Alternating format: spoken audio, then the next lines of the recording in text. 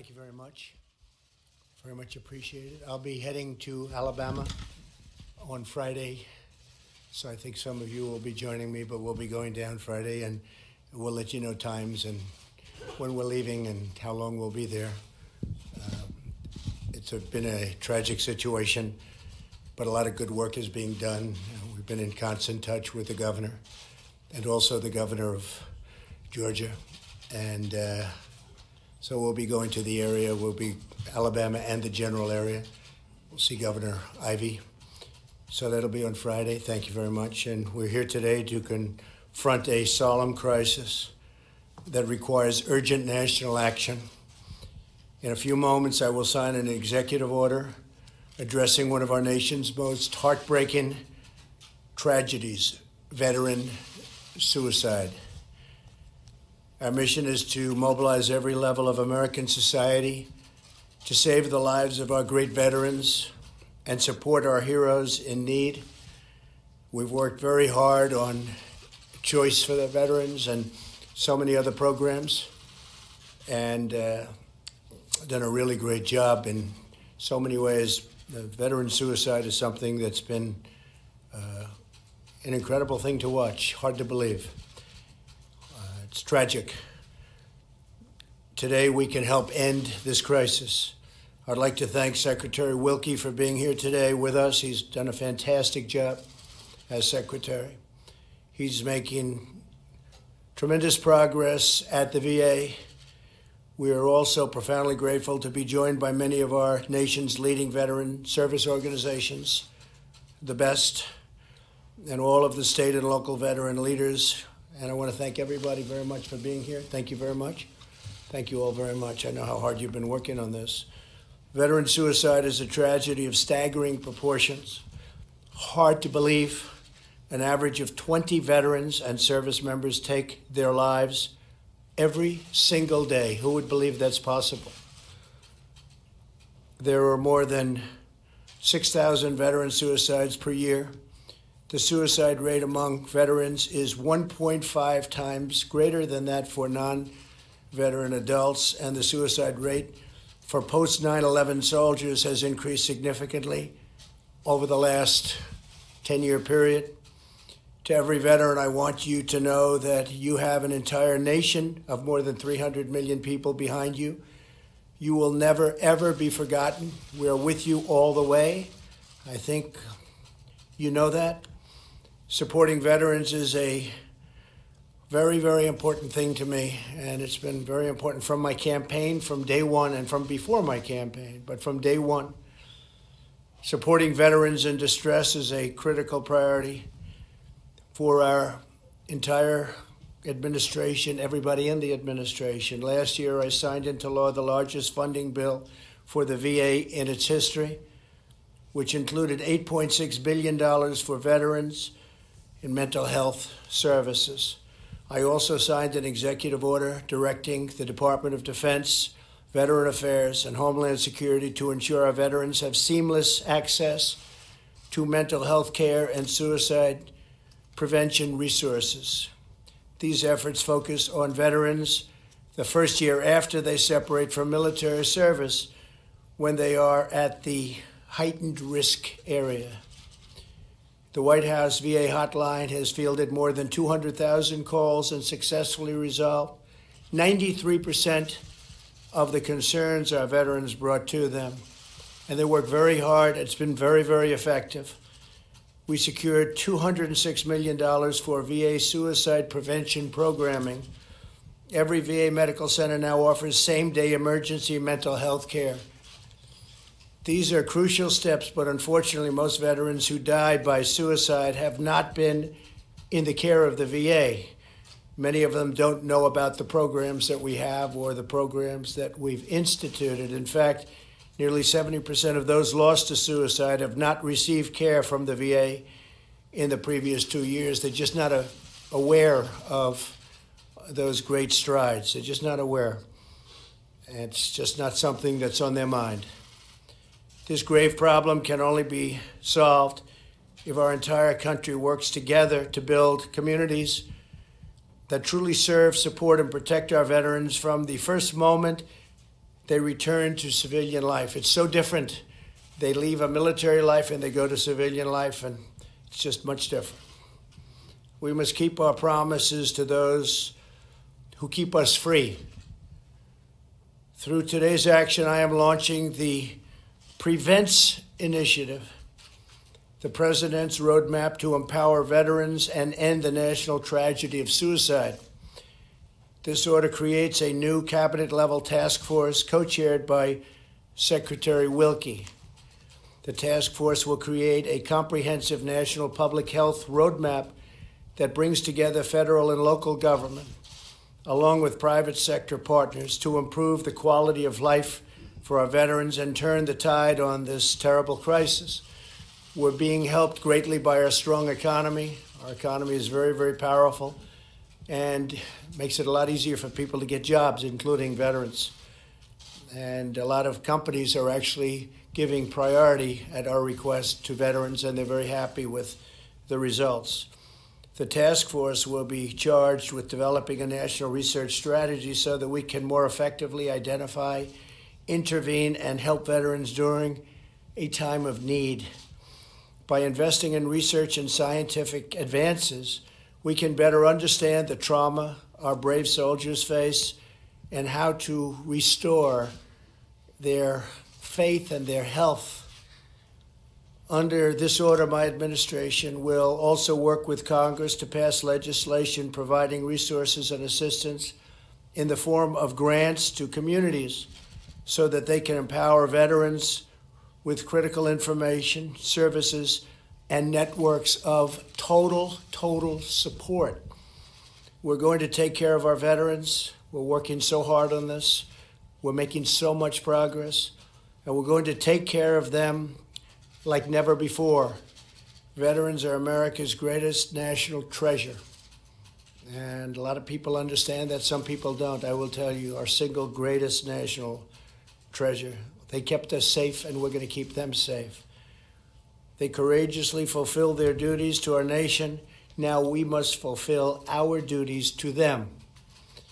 Here with us today is Frank Larkin. His son Ryan followed in his footsteps to become a Navy SEAL. Terrific young man. Tragically, Ryan is no longer with us. Frank, would love to have you come up and just say a few words about your great son, please. Frank. Thank you, Mr. President. Frank, yes, thank you very much. Thank you.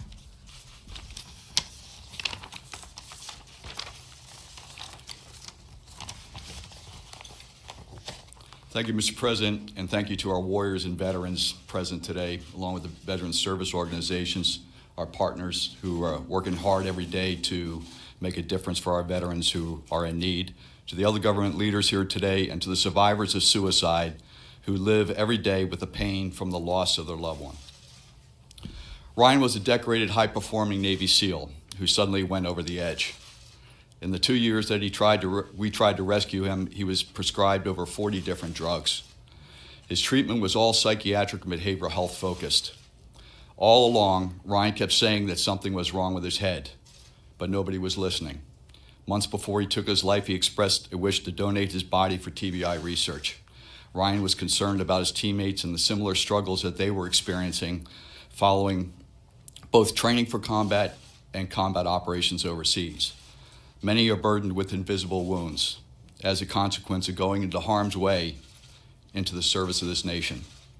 After Ryan's death, we learned that he suffered from an undiagnosed severe level of microscopic brain injury uniquely related to military blast exposure, from firing our weapon systems, rockets, mortars, using explosive breaching charges, and being exposed to improvised explosive devices, IEDs. We are currently challenged by the fact that this newly discovered pattern of brain injury cannot be seen in a living person, not unlike the contact sport players who are trying to understand the effects of microscopic CTE, which also cannot be seen in a living player. This executive order is defining a national strategy that needs to resemble a Manhattan-like project. We need the science to illuminate our path forward. I am convinced that we can solve this. It is not because we lack the intellectual capability or capacity. In many cases, it's because of culture. We need all the relevant players to step onto the same field of play at the same time, completely focused on solving this problem. We need collaboration, integration of data, and unity of effort across DoD, the VA, HHS, DHS, academia, and the private sector. We need a holistic approach with a heightened sense of urgency to push the scientific research.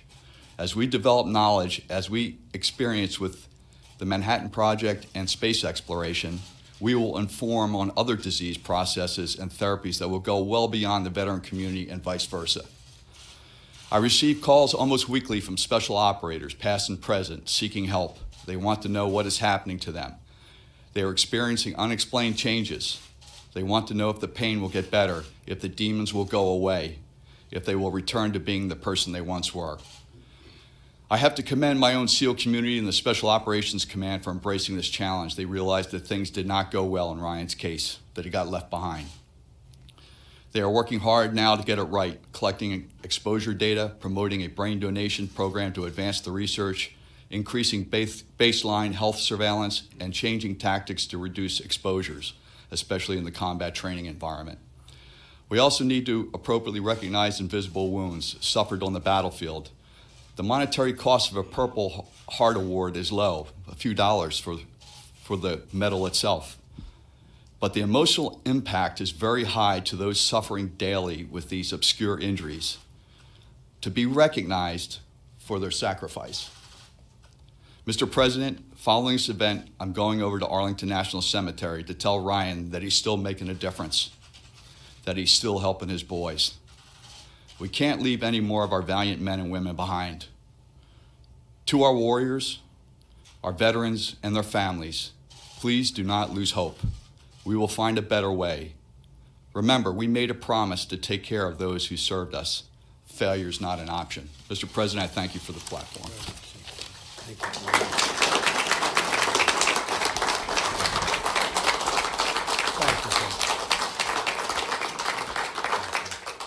Thank you, Frank, very much.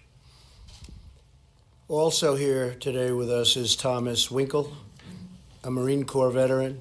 He is the director of the Arizona Coalition for Military Families and the creator of a nationally recognized community collaboration model called Be Connected. And Thomas, if I might, could you please come up and say a few words? Thomas. Thank you, Mr. President. Okay, thank you, Thomas. Here you go. Thanks.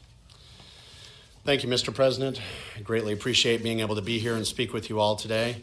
To Frank, I really appreciate your words. I'm sorry about your son. He is in our hearts, and you are in our hearts, your family, and Semper Fi, brother. Folks, the Prevents Initiative is exactly what this country needs. It is exactly what the thousands, the tens of thousands of individuals across the country have been hoping for. For the past 10 years, I've been working with states, every single state across the country, local teams, state teams, federal teams. And when you boil everything down, all their concerns, all their hopes, all their dreams, all their frustrations, what it really comes down to is that there needs to be a sense of coordination and collaboration, unlike what we have today and unlike what we've seen before. We're not talking about just regular old coordination and collaboration or partnership that is partnership in name only, but we need partnership that is true, that is consistent, that allows the organization to meet both its own metrics and its altruistic metrics. It's incredibly important and it's incredibly valuable. We have examples of this true partnership, little ones all across the country. One from Arizona happens to be in 2010. The Arizona National Guard had its highest rate of suicide ever. Very, very difficult situation. Partners got together under the leadership of a collective impact initiative, and we all had the same goal in mind. How do we reduce this number or get rid of it completely? Over the course of 36 months, we dropped the rate from the highest ever to 0. It can be done. We have the ability to prevent suicide, to make lives more empowered, to make lives have more meaning, and to be able to drive folks forward to feel the success that happens when they get a great job or they get a great spouse or they have kids. Look, the reality is that we've all known someone who has died by suicide. It is hard, it is painful, and we have the ability to stop it. What our belief is, and the way that we were able to do this, is that we worked with a no wrong door and no wrong person approach. A no wrong door, no wrong person approach. That means every single organization was engaged. Every single organization was involved that had a stake in service members, veterans, and their families, and their survival, and their thriving. So, we have mechanics, and lawyers, and doctors, and teachers, and first responders. And we have hotel clerks. One of my favorite stories is a hotel clerk that noticed that a person that was checking in happened to be a veteran, that they were struggling in a variety of different ways, but the hotel clerk didn't know what to do. He called what we have in Arizona called the Be Connected line, talked with them. They coached him through, how do you just connect with the individual? So the clerk goes up to his room, knocks on the door and says, "Hello, sir, I just wanted to check in with you. You seem like you might be a little distressed, and I wanted to see if there was anything I could do for you." The individual said, "I'm so glad that you came up. I'm so glad that you talked with me, because I was sitting here contemplating how I was going to die. Not whether, not if. So you may have just saved my life." We hear these stories consistently, and it takes the entire community to be able to do this. Everybody working off the same page. Our belief is that if everyone knows what to do when an individual is in trouble, they will act. And we've seen it time and time again. So, Mr. President, we greatly support this act, or this initiative. It is an incredible thing. We deeply appreciate everything that you've put into this. It is going to make a huge difference. And I can speak on behalf of Arizona and the other states that I've spoken with that we stand ready. Thank you.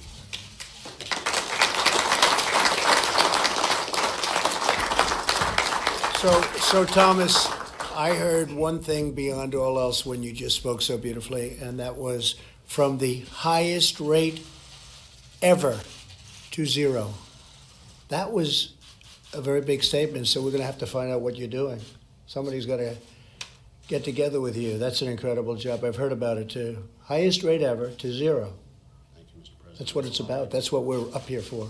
There has to be something that we can do. There is. 20 a day? It's hard to believe. So thank you very much. Come here again. Thank you very much. I'd like to ask a man who's really done an incredible job before I sign, Secretary Wilkie, to step up and just say a few words. I'm so happy that he's our secretary. If you look over the last fairly long time now that he's been secretary, we've had so many good stories about what's happening generally at the VA. We're extremely proud of choice. It's been many, many decades that they've been trying to get choice, where a veteran can go out and see a doctor if the lines are long. They don't have to wait 4 days, 9 days. I always say 3 weeks, 5 weeks, 10 weeks, never get to see a doctor. People go online and they're not feeling well and they end up being terminal by the time they get to see a doctor. And by the way, we have great doctors, I have to say. I've heard one thing I hear, we have great doctors in the VA. A lot of people say getting there is tough, but when you see them, they're as good as anybody in the world. We have great doctors. But a man who's really put it all together is Secretary Wilkie. So, Secretary, please say a few words, please.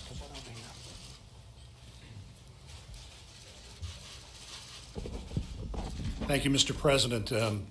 I've said this to you before, separate and apart from the honor of serving in your administration, but I am what passes for an amateur historian. And there has never been a campaign or an administration where the candidate and the president put veterans at the centerpiece of his campaign and his administration until you did that. And as I speak for all of us who have worn the uniform in whatever capacity we have served, we can't thank you enough for that. Thank you very much. Thank you, sir. So last week, 3 Department of Veterans Affairs heroes put their lives on the line to keep a fellow veteran from taking his own life. Dr. Bruce Goldfeder, Dr. Evelyn Alba, and hospital technician Navarone Johnson in the West Palm Beach VA Medical Center risked their lives to save the life of a veteran. 2 of our VA heroes were wounded, one severely, but that veteran lived. Since 2017, VA employees, doctors, nurses, technicians, policemen have saved 243 veterans just like the one that our heroes saved in Palm Beach. But since 2017, 19 veterans have not been saved. That is what today's ceremony is about. It is about pulling together the resources of the federal government, our states and localities, our charities, our non-governmental organizations, and coming together with a roadmap and the resources to make sure that we no longer have those 19. I've said many times that the mission of the Department of Veterans Affairs is to remind our fellow citizens why they sleep soundly at night.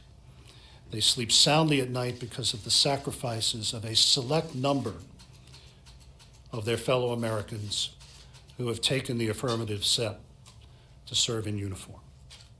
Those, as the President said, those 20 who every day take their own lives, 14 of them outside of our VA system, most of them from my father's generation, his comrades from Southeast Asia. We deserve for them the last full measure of our devotion, and this begins the closing of that circle. And Mr. President, I thank you and for your team for everything they have done on behalf of America's warriors. Thank you, sir. Thank you so much.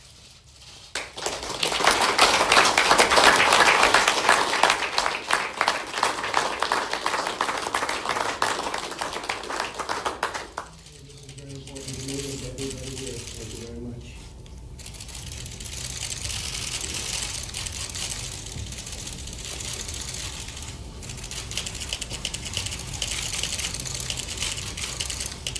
Yes, Frank, here you go, Frank.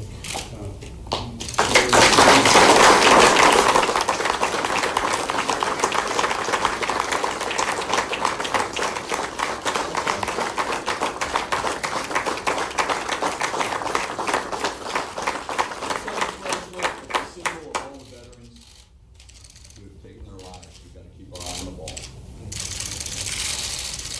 Thank you, Frank.